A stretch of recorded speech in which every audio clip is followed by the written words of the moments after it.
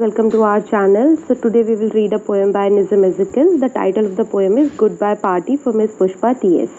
Poem पढ़ने से पहले क्या आप लोगों को ऐसा लगता है कि आप लोग पोएम पढ़ते हो और आपको समझ नहीं आती? इंग्लिश के जो वर्ड्स लिखे हुए हैं पोएम के हर वर्ड का मीनिंग भी अगर आप पता कर लो तो भी आपको पोएम की पूरी सेंस समझ नहीं आती.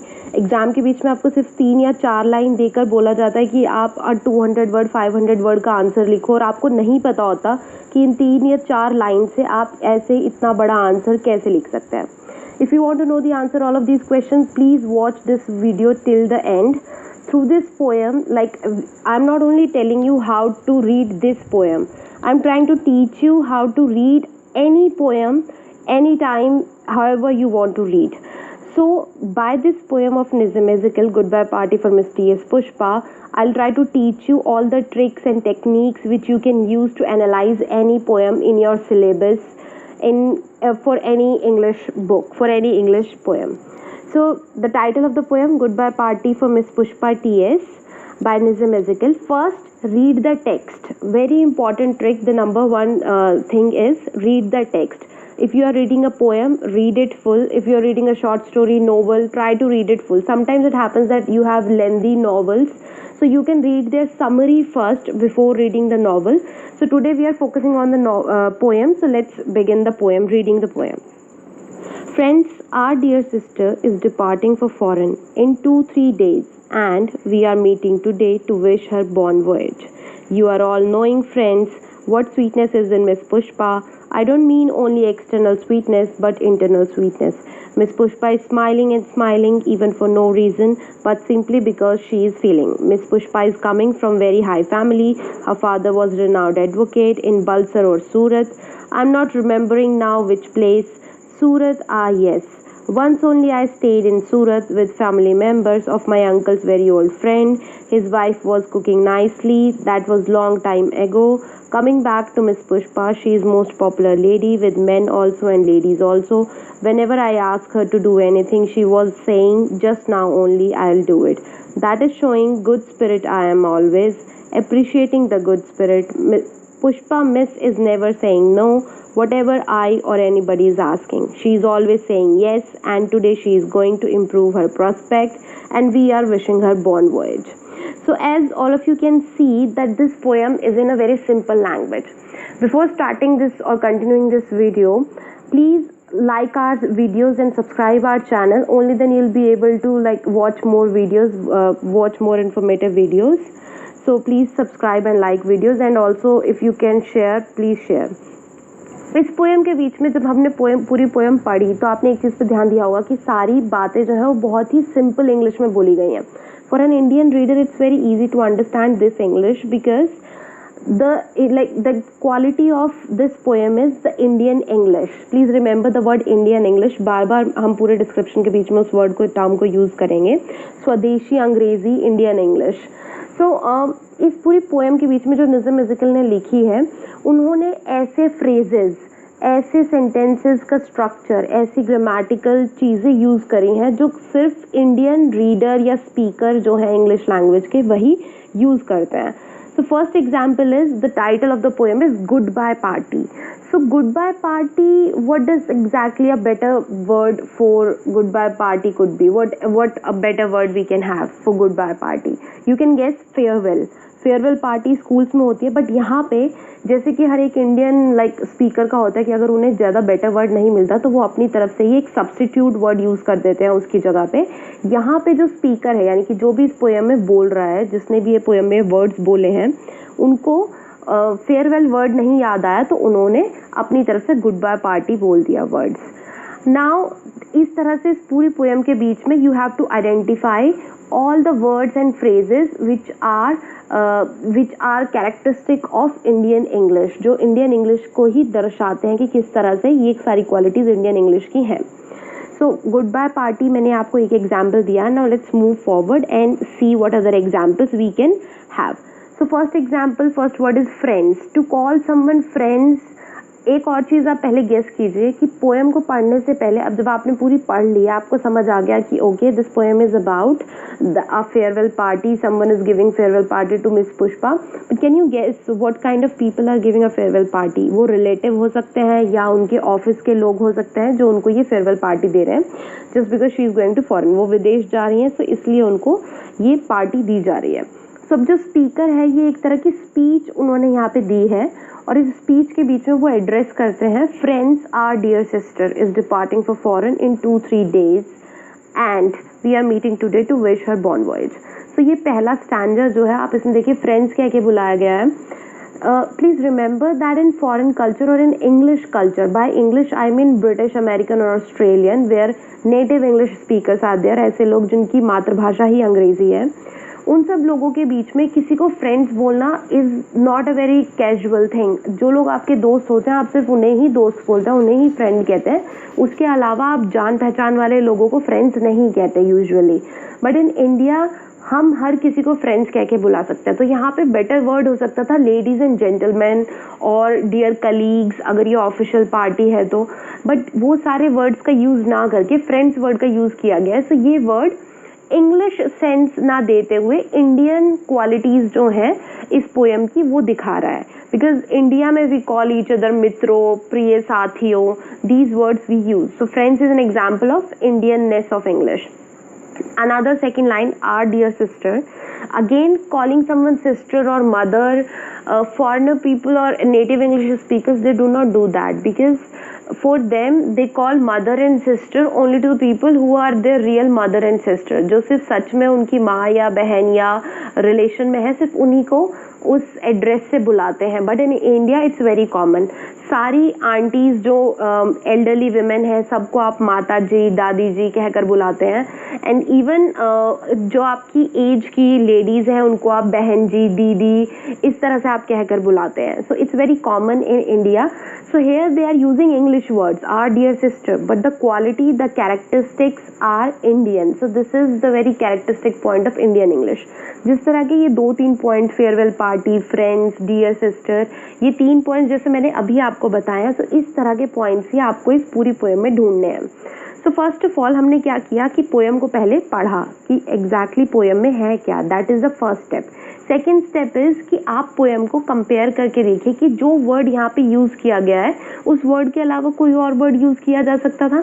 फॉर एग्जाम्पल यहाँ पे हमने देखा कि फेयरवेल की जगह, गुड बाय पार्टी की जगह फेयरवेल वर्ड ज़्यादा सही रहता। फिर आप क्वेश्चन कीजिए कि राइटर ने गुड बाय पार्टी ही क्यों यूज़ किया, उन्होंने फेयरवेल क्यों नहीं यूज़ किया, उन्होंने यहाँ पोएम में जो वर्ड लिखे हैं वही वर्ड्स क्यों यूज़ किए। जैसे ही आप इन चीज़ों को क्वेश्चन करना शुरू करेंगे उसी तरह से आपके माइंड में आपका पोएम का खुद का एनालिसिस जो है वो स्टार्ट हो जाएगा।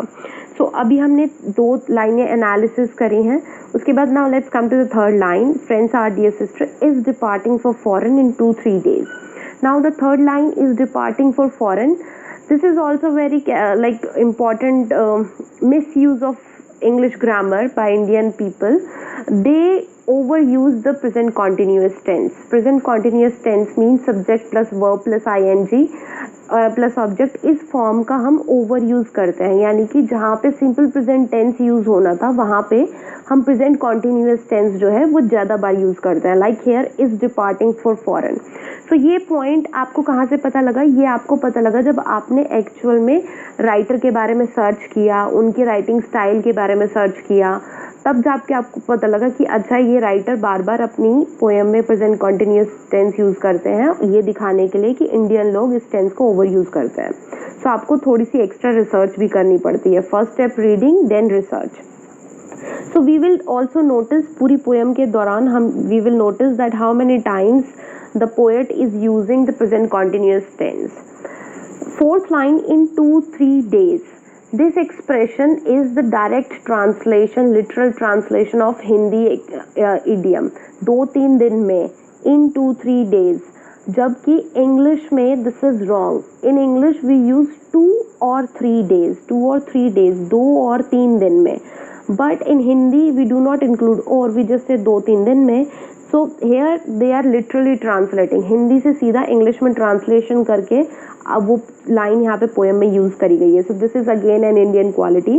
and we are meeting today, again present continuous are plus ing, we are meeting today to wish her bon voyage. एक बात और ध्यान दीजिए, जो यहाँ पे 2 बार प्रेजेंट कॉन्टिन्यूस टेंस यूज़ किया गया है, सो उन 2 बार प्रेजेंट कॉन्टिन्यूस टेंस की जगह आप अपनी तरफ से सिंपल प्रेजेंट के टेंस जो है वो बनाकर कोशिश कीजिए कि वो टेंस किस तरह से यूज़ होते हैं. फॉर एग्जाम्पल यहाँ पे जो वी आर मीटिंग टुडे है, to wish her bon voyage, इसकी जगह पे अगर हम सिंपल प्रेजेंट टेंस बनाएं, so we are here today, we are here today to wish her bon voyage, we meet today to wish her bon voyage. आप इस तरह से सिंपल प्रेजेंट टेंस यहाँ पे अगर यूज़ होता तो वो बेटर सेंस देता. हम लोगों के लिए ये सेंस हमें डिफिकल्ट नहीं लग रहा, because we are Indian speakers, Indian users of English language. For us we can easily understand it, but to a foreign person or to someone who is a native English speaker, they will not understand this language. उन लोगों को ये बात समझने में थोड़ी दिक्कत होगी कि क्यों यहाँ पे present continuous tense का यूज़ किया गया है. What sweetness is in Miss Pushpa? I don't mean only external sweetness but internal sweetness. Again आपको थोड़ा सा पढ़ के लगेगा कि ये कितना अजीब सी इंग्लिश में लिखा हुआ है. What sweetness is in Miss Pushpa, ये एक्सप्रेशन हिंदी का एक्सप्रेशन है, क्या मिठास है मिस पुष्पा में. अब उस एक्सप्रेशन का डायरेक्ट ट्रांसलेशन यहाँ पे करके सिर्फ इंग्लिश वर्ड यूज़ करके उस एक्सप्रेशन को यहाँ पे लिख दिया गया है. I don't mean only external sweetness but internal sweetness. मैं सिर्फ बाहरी मिठास की बात नहीं कर रहा हूँ, मैं अंदरूनी मिठास की भी बात कर रहा हूँ. Now in English we do not talk about external sweetness और internal sweetness. If something is sweet then it's sweet. यही वर्ड अगर कोई नेटिव इंग्लिश स्पीकर यही वर्ड बोल रहा होता तो वो किस तरह से बोलते? She is very nice, she is very sweet, she is such a darling, she is so wonderful, she is amazing. इस तरह के एडजेक्टिव्स यूज़ किए जाते. लेकिन इंडियन स्पीकर्स के पास इस तरह के adjectives amazing, wonderful, nice, sweet, sweet heart, darling, इस तरह के एडजेक्टिव्स नहीं होते. यूजुअली इंडियन स्पीकर्स की वोकैबुलरी बहुत लिमिटेड होती है.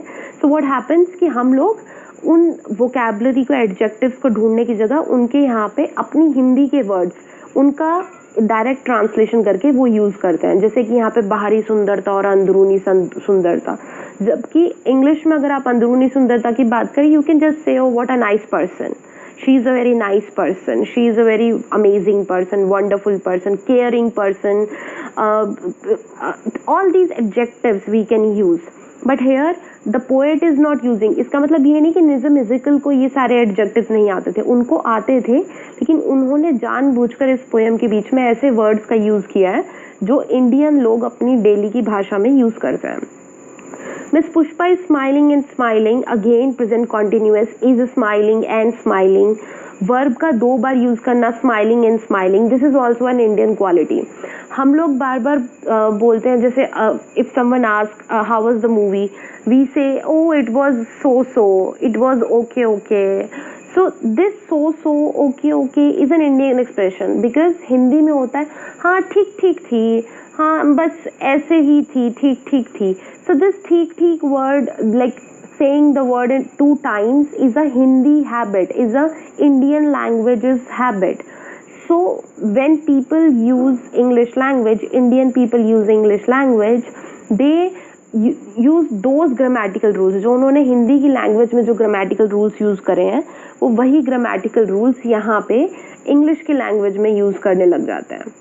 So even next line, even for no reason but simply because she is feeling. Again the present continuous, she is feeling. दोबारा से अगर आपको इस लाइन को सिंपल नॉर्मल इंग्लिश में लिखना तो आप कैसे लिखेंगे? Miss Pushpa always smiles because she feels it. Simple English. Miss Pushpa smile करती हैं क्योंकि वो उसे महसूस करती हैं. लेकिन हम इंडियंस को ओवर इमोशंस डालने की आदत होती है और प्रेजेंट कंटिन्यूअस टेंस बार बार यूज़ करने की आदत होती है. That's why we complicate things. Miss Pushpa is coming from very high family. So Miss Pushpa जो है वो बहुत ऊंचे परिवार से आती हैं. This is also a Hindi language. हम इस तरह का एक्सप्रेशन जो है वो हिंदी में यूज़ करते हैं. इंग्लिश में क्या होता है? Miss Pushpa is from very high is from a very rich family. Miss Pushpa is from a very big family. Miss Pushpa is from a royal family. So वहाँ पे miss Pushpa is from high family, royal family, ये सारे words जो हैं present continuous tense का use नहीं करा मैंने, इज़ यूज़ करा है, लेकिन आईएनजी फॉर्म यूज़ नहीं करी, तो वो प्रेजेंट कॉन्टिन्यूस टेंस नहीं है. बट यहाँ पे प्रेजेंट कॉन्टिन्यूस यूज़ करा पोएट ने, एंड उसके बाद वेरी हाई फैमिली, ये एडजेक्टिव जो very high family adverb and adjective जो यूज़ किए गए हैं, these are the very common adverb and adjective which Indian speakers use. Her father was renowned advocate in Balsar or Surat. I am not remembering now which place. Surat, yes. Again ये जो पूरा expression है कि आप बात करते करते बीच में सोचने लग जाते हैं, कहीं भी अभी क्वेश्चन मार्क यूज़ करते हैं, हाँ अच्छा हाँ बनारस वो तो सही जगह ही है, बनारस ही है ना. सो these ways when we question during the conversation, जिस तरह से हम कॉन्वर्सेशन के बीच में ही क्वेश्चन करने लग जाते हैं, डाइग्रेस हो जाते हैं, सोचने लग जाते हैं, ये सारे एक्सप्रेशंस इंडियन स्पीकर्स के एक्सप्रेशन हैं जो पोएट ने इंग्लिश लैंग्वेज का यूज़ करते हुए यहाँ पे दिखाई हैं. Once only I stayed in Surat with family members of my uncle's very old friend. His wife was cooking nicely. So uncle's very old friend, इस तरह के दूर के relations के बारे में भी बात करना. How do native English speakers say? I visited there once. I visited there once and I stayed with one of my friend's family members. So मैं friend के एक family member के साथ रही. लेकिन इंडिया में हम लोग ज़रूरी समझते कि कौन सा family member, अंकल के, चाचा के, फूफा, मौसी, इस तरह से क्या relation था वो exactly हमें दिखाना होता है.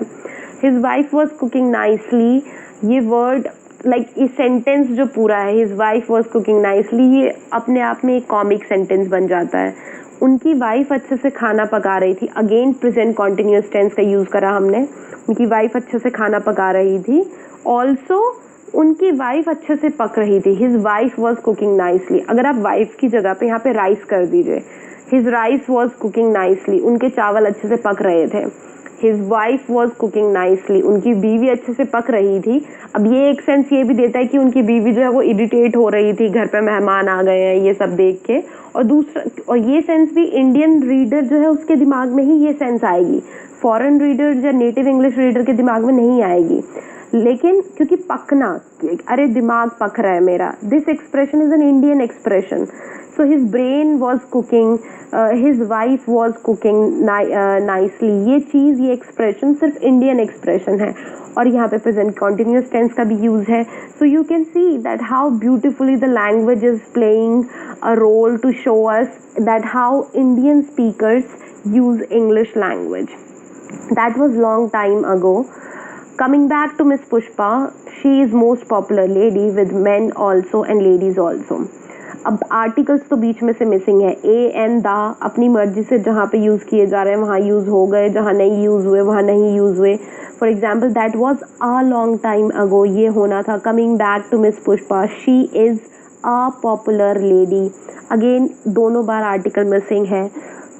In this line with man also and ladies also, इस लाइन के बीच में भी बार बार रिपीटिव यूज़ जो है वो किया गया है. सो यहाँ पे इस तरह की टूटी फूटी लैंग्वेज की जगह अगर नेटिव इंग्लिश स्पीकर होगा उसको क्या चीज़ समझने में ईजी होगा. और she is very popular with man and women, और she is very popular with everyone. So ये एक्सप्रेशन ज़्यादा ईजी होता समझने में. लेकिन for someone who is not a native English speaker, जिनकी इंग्लिश मातृभाषा नहीं है, जिन्होंने ट्रांसलेशन से सीखी है, उन लोगों के लिए इस तरह की पोएम की जो लैंग्वेज है ये यूज़ करना ईजी हो जाता है. Whenever I asked her to do anything, she was saying, just now only I'll do it.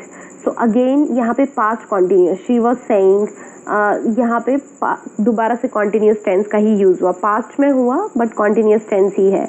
just now only I will do it. So ये एक्सप्रेशन, हाँ बिल्कुल अभी अभी करती हूँ मैं, इस एक्सप्रेशन का भी डायरेक्ट ट्रांसलेशन यहाँ पे यूज़ कर दिया गया है. This is an Indian expression.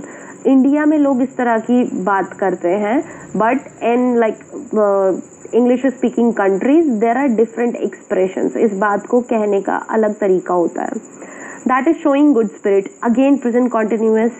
I am always appreciating the good spirit. Again present continuous. Miss Pushpa is never saying no. Again present continuous. Whatever I or anybody is asking, again present continuous. She is always saying yes. Again, and today she is going again to improve her prospect. We are wishing her bon voyage. Again wishing.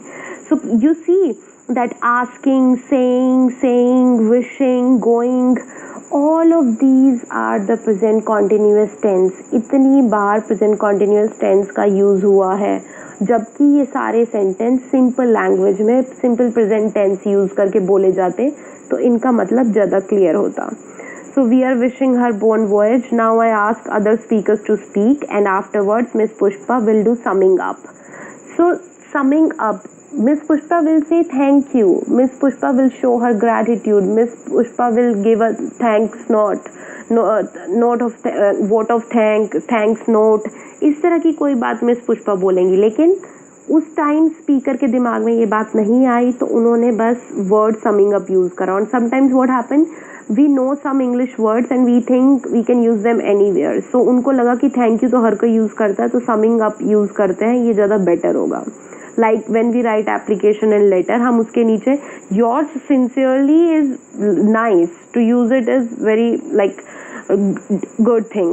But then what happened, that students have this habit to overuse other words like yours truly, yours lovingly, और उसकी वजह से उनका answer गलत हो जाता है। So the same thing is happening here. Summing up, इसको कहने की ज़रूरत नहीं थी। Simply miss Pushpa will say thank you, miss Pushpa will show her gratitude, miss Pushpa will say some words, ये सब बातें बस कहने की ज़रूरत थी। लेकिन समिंग अप वर्ड यूज़ करके वो पूरा इंग्लिश ट्रेंड जो है, वो अपनी कैरेक्टरिस्टिक्स क्वालिटीज़ जो हैं वो दिखाई गई यहाँ पे। नाउ सम इम्पॉर्टेंट पॉइंट्स अब to remember in this poem. अभी तक हमने पोएम का पूरा एनालिसिस करा है, पोएम पढ़ी है, लाइन बाय लाइन एनालिसिस करा है, लेकिन अब आपको एक पूरा समराइज अपना प्रिपेयर करना होता है material, so that you can remember all these details and you can write about them in exam. So see, there are 5 main important points. The first is Indo-Anglian verse. ये पांचों के पांचों points मिलते जुलते हैं। So Indo-Anglian verses ऐसी words, ऐसी language जो इंडियन लोग बोलते हैं, या इंग्लिश लैंग्वेज जो इंडियन लोग बोलते हैं। गुजराती बाबू इंग्लिश। निज़िम एज़िकल की जब आप बायोग्राफी सर्च करते हैं या नेट पे उनके बारे में पढ़ते हैं, आप सर्च करते हैं, अपनी एसएल की बुक्स में भी, आप अपनी कॉलेज बुक्स में भी उनके बारे में पढ़ते हैं, then you will realize that he write in Gujarati babu English. So by Gujarati Babu English, I mean that people who works in government department and who have the like luxury and opportunity to learn English. Gujarat में normally Gujarati बोली जाती है, लेकिन वहाँ पे रह के English सीखने वाले, इंग्लिश बोलने वाले जो लोग हैं, वो सब गुजराती बाबू आते हैं और उनकी अपनी इंग्लिश बोलने का एक अलग तरीका है। बट इस पोएम के बीच में सिर्फ गुजराती लोगों की जो मिस्टेक्स हैं इंग्लिश में, वही नहीं दिखाई गई हैं, बल्कि निज़िम एज़िकल ने ऑल ओवर पैन इंडिया में जो भी like most of the mistakes जो इंडियन स्पीकर्स करते हैं, इंग्लिश स्पीकर्स जो मिस्टेक करते हैं, उन सबको इस पोएम में डाला है। The pigeon English. Now what exactly is pidgin English? This poem, like Nizam Ezekiel has used pidgin English to write this poem. Pigeon English एक इंग्लिश का ऐसा रूप होता है जो सिंप्लीफाइड वर्जन होता है इंग्लिश का। लाइक फेयरवेल पार्टी की जगह गुड बाय पार्टी यूज़ करना, थैंक्स नोट की जगह ग्रैटिट्यूड की जगह समिंग अप यूज़ करना, और बार बार बीच में ऐसे वर्ड्स यूज़ करना जिनकी जगह पे अच्छे एडजेक्टिव्स या एडवर्ब्स यूज़ किए जा सकते थे। सो ये सारे तरीके से जब आप ग्रामर को, किसी भी भाषा की ग्रामर को अपने हिसाब से तोड़ मरोड़ लें और उस लैंग्वेज का यूज़ करते रहें उसको सिंपल बनाने के लिए, ताकि आप उस लैंग्वेज को जल्दी सीख सकें, सिंपली सीख सकें, उस यूज़ को पिजन इंग्लिश बोलते हैं। सो इंडियन लोग जब वो पूरी अच्छी तरह से इंग्लिश नहीं सीख पाते, तो वो इंग्लिश का अपना एक अलग ही रूप बना लेते हैं और उसे पिजन इंग्लिश कहा गया है। दैट इज़ ऑल्सो कॉल्ड स्वदेशी अंग्रेज़ी, की जो हमारे देश की खुद की अंग्रेज़ी है। Another word is parody. So this poem is a parody. इस पोएम का जो जॉनरा है, यानी कि ये क्या है, जैसे किसी बुक का जॉनरा होता है कि वो नॉवल है, ऐसे है, शॉर्ट स्टोरी है, पोएम है, इसी तरह से पोएम के भी आगे टाइप्स होते हैं कि किस तरह की पोएम है। ये एलिजी है, या सोनेट है, शेक्सपियर की सोनेट्स होती हैं, या ये पैरोडी है। सो ये पोएम जो है ये एक पैरोडी है। पैरोडी का मतलब कि जब हास्य रस, comic effect, humorous effect create करने के लिए किसी सेटायर को यूज़ किया जाए, या किसी लैंग्वेज नहीं, किसी भी पोएम को या किसी भी टेक्स्ट को इस तरह से दिखाया जाए कि आप नकल करें, इमिटेट करें किसी चीज़ को। फॉर एग्जाम्पल, इसका बेस्ट एग्जाम्पल है like Punjabi songs and Bollywood songs. उनका एक कॉमिक वर्जन जो है वो टिकटॉक एंड अदर वीडियोस में, अदर साइट्स पे अवेलेबल होता है, फ़नी वर्जन उन सॉन्ग्स का। सॉन्ग्स के पीछे ट्यून वही रहती है, म्यूज़िक वही रहता है, लेकिन लिरिक्स चेंज हो जाते हैं। तो इसी तरह से यहाँ पे लैंग्वेज इंग्लिश है और स्पेलिंग्स इंग्लिश है, सब कुछ इंग्लिश में है, लेकिन जो उसकी एसेंस है, जो बीच में पीछे फ्रेजेस, जो मीनिंग है, वो सारे इंडियन रिलेटेड हैं। एंड निज़्म म्यूजिकल ये एक तरह से ह्यूमर क्रिएट करने के लिए, कॉमिक इफेक्ट क्रिएट करने के लिए उन्होंने ये पोएम लिखी है, और ये चीज़ पॉइंट आउट करने के लिए भी कि किस तरह से इंडियन स्पीकर्स जो हैं वो इंग्लिश का यूज़ करते हैं। So now these notes are from the SOL PDFs। So introduction, यहाँ पे इंट्रोडक्शन के बीच में जोसेफ फुटाडो के बारे में बात करी गई है, जिन्होंने निज़्म म्यूजिकल की तरह ही पिडजिन इंग्लिश और बाजार इंग्लिश का यूज़ किया है। निज़्म म्यूजिकल की बाकी पोएम्स के बारे में बात करी गई है। A very Indian poem in Indian English, good bye party for miss Pushpa TS, the professor, Irani restaurant instructions, इन सब पोएम्स के बीच में उन्होंने पिडजिन इंग्लिश का यूज़ करा है, लेकिन सिर्फ ह्यूमर और ह्यूमर क्रिएट करने के लिए ही, पैरोडी के लिए ही उन्होंने इसका यूज़ किया है। इसमें पैराग्राफ में ये भी बताया गया कि पहले किस तरह से इस पिडजिन इंग्लिश को या स्वदेशी अंग्रेजी को छोटा या खराब समझा जाता था। ये समझा जाता था कि ये सही क्वालिटी के लायक नहीं है, but now the times are changing, people are accepting this English as equally important to the native English. So उन लोगों को आज के टाइम में, जो स्कॉलर्स हैं, जो रिसर्चर्स हैं, उन सबको यही लगता है कि इंडियन इंग्लिश एक अपने आप में एक डिफरेंट तरह की इंग्लिश है। तो इस इंग्लिश को किसी दूसरे इंग्लिश से कंपेयर करना, अमेरिकन या ब्रिटिश या ऑस्ट्रेलियन से, और ये समझना कि इंडियन इंग्लिश कम है, तो ये बात गलत है। और इस तरह की पोएम, इस तरह का लिटरेचर हेल्प करती है आपको ये चीज़ समझने में कि किस तरह से पिडजिन इंग्लिश में भी, स्वदेशी अंग्रेजी में भी अच्छा लिटरेचर एग्जिस्ट करता है। सो निज़्म म्यूजिकल जो है उनको एक ब्राउन साहिब कह के किस तरह से सिंटेक्स एंड सेमेटिक्स यानी कि ग्रामर और जो इडियम एक्सप्रेशंस हैं उन सब चीज़ों का use, Hindi expressions, Gujarati expressions, other expressions जो इंडियन लैंग्वेजेस के, मलयाली, तेलुगु, उन सब का यूज़ यहाँ पे किया गया है, लेकिन इंग्लिश लैंग्वेज के बीच में। सो एक सैटिरिक पोर्ट्रेट ऑफ द स्पीकर, यानी कि जो स्पीकर, जो इस पोएम में जो बोल रहा है, हम किसे इमेजिन कर सकते हैं, या तो स्पीकर उनका कोई मिस पुष्पा का कोई रिलेटिव है या उनका कोई कलीग है। अब या तो वो फीमेल भी हो सकता है और वो मेल भी हो सकती हैं। तो उनका एक सैटिरिक पोर्ट्रेट, यानी कि उनके ऊपर एक तरह से मजाक में ये बात दिखाने के लिए कि किस तरह से वो इंग्लिश का गलत यूज़ कर रही हैं, ये चीज़ दिखाने के लिए ये पूरी पोएम जो है वो लिखी गई है। इजिकल्स poem use Gujarati babu English, जैसे कि मैंने ऊपर आपको भी बता दिया था, स्वदेशी अंग्रेज़ी जो है उसका यूज़ किया जाता है। फिर उनकी एक पोएम द प्रोफेसर का एक एग्जाम्पल यहाँ पे दिया हुआ है, बीच में बताया गया है कि किस तरह से प्रेजेंट कॉन्टिन्यूस टेंस बार बार यूज़ होता है। तो ये लाइन है, if you are coming again this side by chance, please visit my humble residence also, I am living just on opposite houses back side. So Hindi में, इंग्लिश में ये वर्ड पढ़ने में अजीब लगेंगे, लेकिन हिंदी में इनका परफेक्ट सेंस आता है। अगर दोबारा कभी आप इस तरफ आएँ तो कृपया मेरी मुजदीन की कुटिया में ज़रूर आएँ या हमारे गरीब खाने में ज़रूर आएँ, मैं बिल्कुल सामने वाले घर के पीछे ही रहता हूँ। अब हिंदी में आपको ये सुनने में बिल्कुल नॉर्मल लगा होगा, but to read it in English, and हम इंडियंस के लिए तो फिर भी ईजी है इंग्लिश में इसे समझना, but for native English speakers, those people who do not know Indian background, Indian cultural background, they will not be able to understand it without like the help of notes and a careful background read. So उसी तरह से यहाँ पे good bye party miss Pushpa TS के बीच में भी characteristic Indian use of English words जो हैं वो करे गए हैं।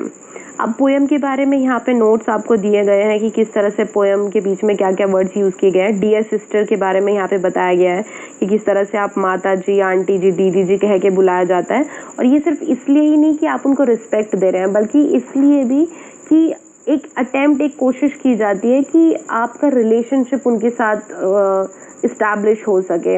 अगर आप सिंपली लोगों को नाम लेके बुलाते हैं तो इंडिया में वो डिसरिस्पेक्टफुल समझा जाता है। एक और एग्जाम्पल यहाँ पे दिया गया है इसी तरह की मिसयूज़ का, वो है योर गुड नेम। हम हिंदी में बोलते हैं आपका शुभ नाम क्या है, but in English it doesn't make sense to ask your what is your good name. Every name is a good name.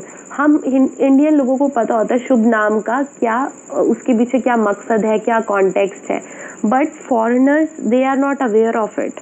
सो अगर आप उनको बोलोगे what is your good name, तो उनको समझ नहीं आएगा कि ये गुड नेम क्यों लगाया, ये एक्स्ट्रा यूज़ क्यों किया है।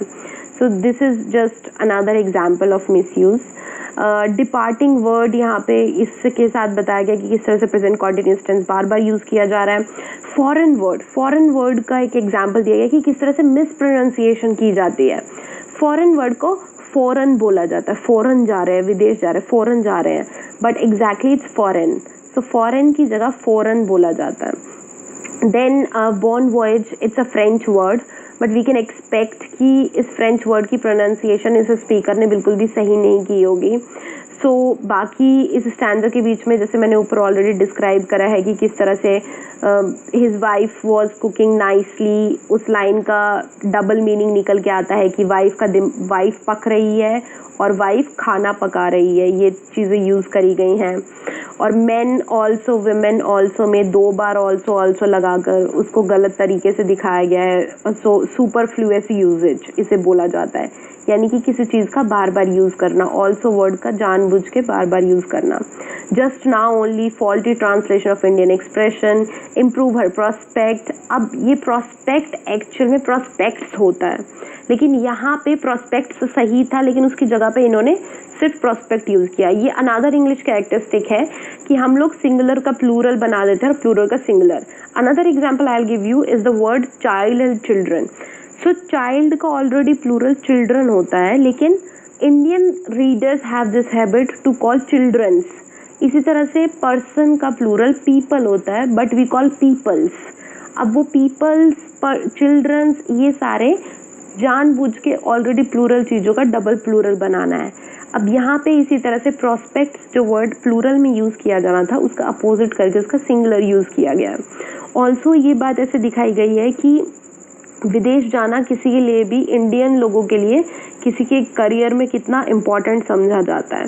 The last thing is summing up, as I have already told कि उनको थैंक यू बोलना था, थैंक्स नोट देना था, लेकिन समिंग अप वर्ड यहाँ पे यूज़ किया गया है। So this was the poem Goodbye Party for Miss Pushpa T.S. by Nizam Ezekiel. I hope all of you understood all the points, all the main points of the poem. और इसके साथ साथ आपको ये भी समझ आया होगा कि इस किसी भी पोएम को पढ़ा कैसे जाता है। First of all the first step is read the poem.